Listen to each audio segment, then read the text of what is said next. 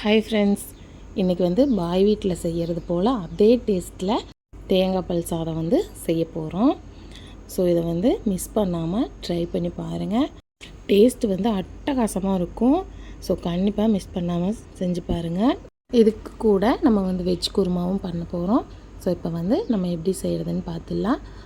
முதல்ல வந்து நம்ம தேங்காய் பால் சாதம் தான் செய்கிறோம். ஸோ அதுக்கு ஒரு அடிகனமான குக்கர் வச்சுக்கோங்க. குக்கர் வச்சுட்டு இதில் வந்து ஒரு 3 டேபிள் ஸ்பூன் அளவுக்கு நான் வந்து இன்றைக்கி சமையல் எண்ணெய் தான் யூஸ் பண்ணியிருக்கேன். நார்மலாக நம்ம வீட்டில் சமையல் எண்ணெய் யூஸ் பண்ணுவோம் பாருங்கள், அந்த எண்ணெய் தான் யூஸ் பண்ணியிருக்கேன். நீங்கள் இதில் நெய் கூட சேர்த்துக்கலாம், தேங்காய் எண்ணெயிலும் சமைக்கலாம். எண்ணெய் லேசாக ஹீட் ஆனதும் இதில் 2 துண்டு பட்டை, 2 ஏலக்காய், 2 கிராம்பு, ஒரு ஸ்டார் பூ சேர்த்துக்கோங்க. கூடவே இதில் ஒரு பிரிஞ்சி இலையை நான் வந்து 2 கிள்ளி சேர்த்துருக்கேன்.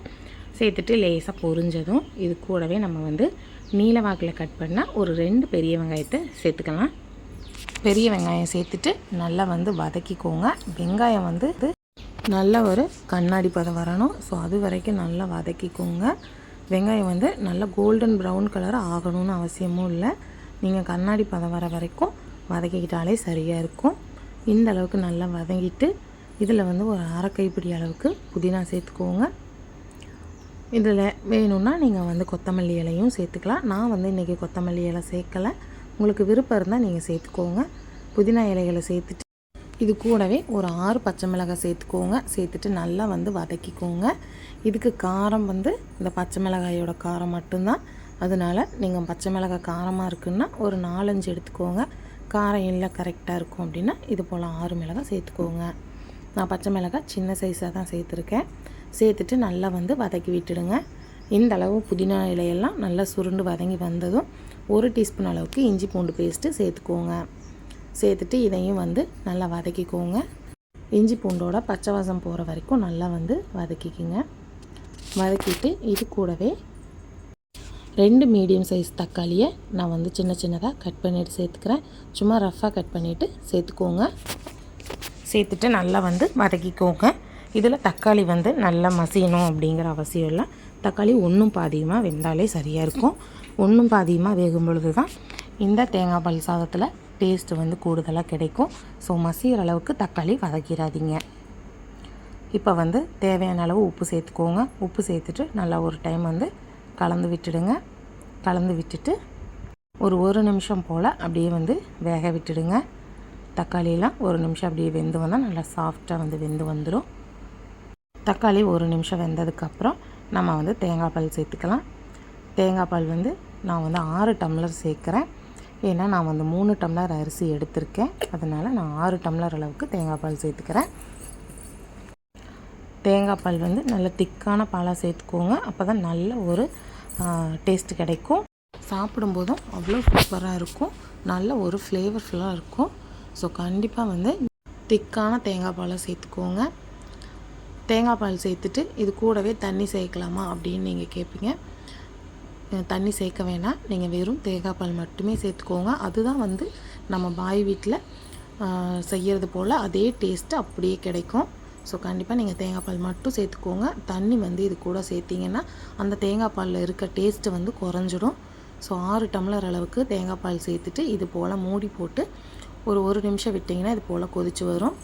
இந்த ஸ்டேஜில் வந்து நம்ம ஊற வச்சுருக்க அரிசியை வந்து சேர்த்துக்கலாம். நான் நார்மலாக நம்ம வீட்டிலலாம் சமைப்போம் பார்த்திங்களா, அந்த சாப்பாட்டு அரிசி தான் எடுத்திருக்கேன். 3 டம்ளர் அரிசியை நான் ஒரு 40 நிமிஷம் வந்து ஊற வச்சுட்டு 2-3 டைம் நல்லா கழுவிட்டு அரிசியை சேர்த்துக்கிறேன். அரிசி சேர்த்துட்டு ஒரு டைம் வந்து நல்லா கலந்து விடுங்க. அரிசி சேர்க்குறதுக்கு முன்னாடி தண்ணி நல்லா கொதித்து வருது பாருங்கள். அது போல் கொதித்தா உங்களுக்கு பிடிக்காது அப்படின்னா லைட்டாக ஓரங்கள் கொதி வரும்பொழுதே நீங்கள் அரிசி சேர்த்து கலந்து விட்டு மூடி போட்டு விட்டுக்கோங்க. எனக்கு வந்து நல்லா கொதிக்கணும். கொதித்தா அது வந்து இன்னும் கொஞ்சம் டேஸ்ட்டு வந்து அதிகமாக கொடுக்கும். அதனால் நான் வந்து கொதிக்க விட்டு அரிசி சேர்த்துருக்கேன். அரிசி சேர்த்து நல்லா கலந்து விட்டு உப்பு செக் பண்ணி பார்த்துக்கோங்க. உப்பு லைட்டாக அதிகமாக இருக்க மாதிரி சேர்த்துக்கோங்க. அப்போ தான் அரிசி சேர்த்து வேகும் பொழுது கரெக்டாக இருக்கும். அரிசி சேர்த்து மூடி போட்டு ஒரு 4 விசில் விட்டுக்கோங்க. நான் வந்து 4 விசில் விட்டுருக்கேன். நீங்கள் உங்கள் ரைஸ்க்கு எத்தனை விசில் விடுவீங்களோ அதை பார்த்து நீங்கள் வந்து விசில் வச்சுக்கோங்க. சாப்பாடு வந்து 4 விசில் விட்டுட்டேன். பாருங்கள் எவ்வளோ சூப்பராக வந்திருக்கு. சாப்பாடு ஒன்றோட ஒன்று ஒட்டாமல், அடியும் பிடிக்காமல், சாப்பாடு குழஞ்சும் போகாமல் எவ்வளோ சூப்பராக இருக்குது பாருங்கள். ஸோ கண்டிப்பாக மிஸ் பண்ணாமல் ட்ரை பண்ணி பாருங்கள். நம்ம பாய் வீட்டில் செய்கிறது போலவே டேஸ்ட்டு அல்டிமேட்டாக இருக்கும். ஃப்ளேவரும் பார்த்திங்கன்னா அட்டகாசமாக இருக்கும். ஸோ மிஸ் பண்ணிடாதீங்க. நம்ம நெய் சேர்க்கவே இல்லை, நெய் சேர்க்காமையே அதே டேஸ்ட்டில் நம்மளால் செய்ய முடியும். ஸோ கண்டிப்பாக மிஸ் பண்ணாமல் ட்ரை பண்ணி பார்த்துட்டு எப்படி வந்ததுங்கிறத கமெண்ட்டில் சொல்லுங்கள். வீடியோ உங்களுக்கு பிடிச்சிருந்தா உங்கள் ஃப்ரெண்ட்ஸ் அண்ட் ஃபேமிலிக்கும் ஷேர் பண்ணுங்கள், அவங்களுக்கும் யூஸ்ஃபுல்லாக இருக்கும். இதே போல் நிறைய வீடியோ நம்ம சேனலில் அப்லோட் பண்ணியிருக்கோம், செக் பண்ணி பாருங்கள், உங்களுக்கு யூஸ்ஃபுல்லாக இருக்கும். வீடியோ பிடிச்சிருந்தா ஒரு லைக் பண்ணிவிட்டு நம்ம சேனலை சப்ஸ்கிரைப் பண்ணிக்கோங்க. இதுக்கு காம்பினேஷனாக நம்ம வந்து வெஜ் குருமா பண்ண போகிறோம். அது எப்படி பண்ணுறதுன்னு நம்ம பார்த்துடலாம். ஒரு மிக்ஸி ஜார் எடுத்துக்கோங்க. அதில் வந்து மீடியம் சைஸில் 3 தக்காளி வந்து சேர்த்துக்கோங்க. நீங்கள் பெரிய தக்காளியாக சேர்க்குறீங்கன்னா 2 தக்காளி மட்டும் சேர்த்துக்கோங்க. இது கூடவே பெரிய வெங்காயம் வந்து ஒரு 2 வெங்காயத்தை நான் வந்து சும்மா ரஃபாக கட் பண்ணிவிட்டு சேர்த்துக்கிறேன். நம்ம அரைக்க தான் போகிறோம், இதை பொடியாக கட் பண்ணணும்னு அவசியம் இல்லை. இதே போல் தக்காளியும் வந்து நீங்கள் ரஃபாக ஒரு 4 பீஸாக கட் பண்ணி போட்டுக்கோங்க. இது கூடவே ஒரு 3 பச்சை மிளகாய் வந்து சேர்த்துக்கோங்க. சேர்த்துட்டு ஒரு 4-5 முந்திரி பருப்பு சேர்த்துக்கோங்க. இது கூடவே 1 டீஸ்பூன் அளவுக்கு பொட்டுக்கடலை சேர்த்துக்கோங்க. நான் வந்து உடைக்காத கடலை எடுத்திருக்கேன், நீங்கள் உடைச்ச கடலையும் சேர்த்துக்கலாம். சேர்த்துட்டு இது கூடவே ஒரு 4-5 பல் பூண்டு வந்து சேர்த்துக்கோங்க. சேர்த்துட்டு நான் வந்து இன்றைக்கி இஞ்சி முழுசாக சேர்க்கலை, நான் இன்றைக்கி இஞ்சி பேஸ்ட்டு வந்து 1 டீஸ்பூன் அளவுக்கு சேர்த்துருக்கேன். நீங்கள் இஞ்சி பூண்டு பேஸ்ட்டாகவும் சேர்த்து அரைச்சிக்கலாம். இது கூட ஒரு கைப்பிடி அளவுக்கு தேங்காய் வந்து சேர்த்துட்டு தண்ணி 1/2 டம்ளர் விட்டு நல்லா ஃபைன் பேஸ்ட்டாக அரைச்சி எடுத்துக்கோங்க. அடுத்து ஒரு குக்கர் வச்சுக்கோங்க. இதில் 4 டீஸ்பூன் அளவுக்கு நீங்கள் வந்து சமையல் எண்ணெய் சேர்த்துக்கோங்க.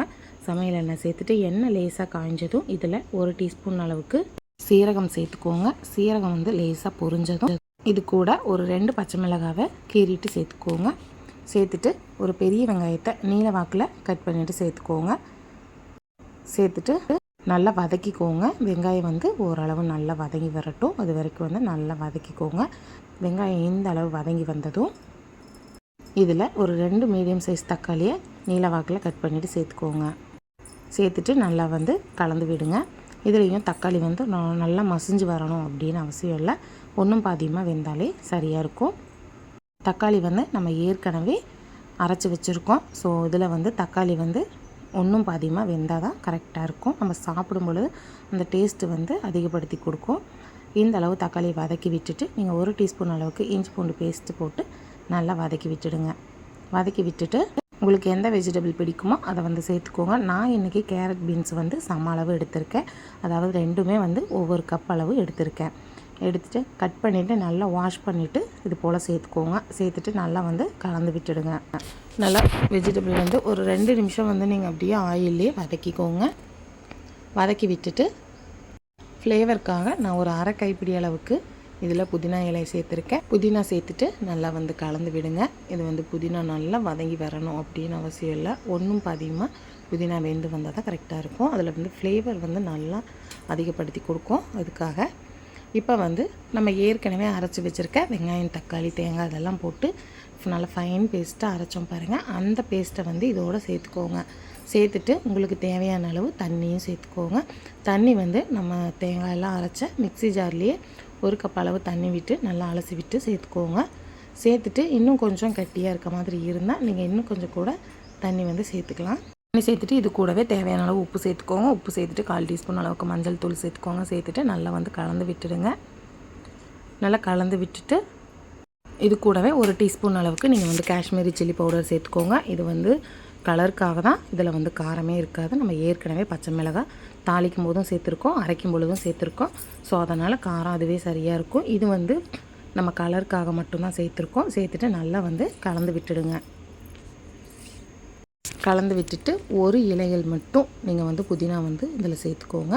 சேர்த்துட்டு ஒரு 1/2 டீஸ்பூன் அளவுக்கு இதில் வந்து கரம் மசாலா சேர்த்துக்கோங்க. சேர்த்து நல்லா கலந்து விட்டுட்டு குக்கர் மூடி போட்டு ஒரு 4 to 5 விசில் விட்டுக்கோங்க. நமக்கு வந்து சூப்பரான வெஜ் குருமா வந்து ரெடி ஆகிடும். தேங்காய் பால் சாதத்தோடு வச்சு சாப்பிட அவ்வளோ டேஸ்ட்டாக இருக்கும். ஸோ கண்டிப்பாக இது போல் நீங்கள் ட்ரை பண்ணி பாருங்கள். இப்போ வந்து மூடி போட்டு ஒரு 4 to 5 விசில் விட்டுக்கோங்க. இப்போ வந்து ஒரு 5 விசில் வந்துடுச்சு பாருங்கள், நமக்கு சூப்பராக வெஜ் குருமா ரெடி ஆகிடுச்சு. ஸோ தேங்காய் பால் சாதமும் வெஜ் குருமாவும் கண்டிப்பாக நீங்களும் ட்ரை பண்ணி பாருங்கள். உங்கள் எல்லாருக்குமே ரொம்ப பிடிக்கும். அந்த அளவுக்கு பார்த்தீங்கன்னா டேஸ்ட்டு சூப்பராக இருக்கும். ஓகே ஃப்ரெண்ட்ஸ், இந்த வீடியோ பிடிச்சிருந்தா நம்ம சேனலுக்கு லைக் பண்ணிவிட்டு சேனலை சப்ஸ்கிரைப் பண்ணிக்கோங்க. அடுத்த வீடியோவில் பார்க்கலாம்.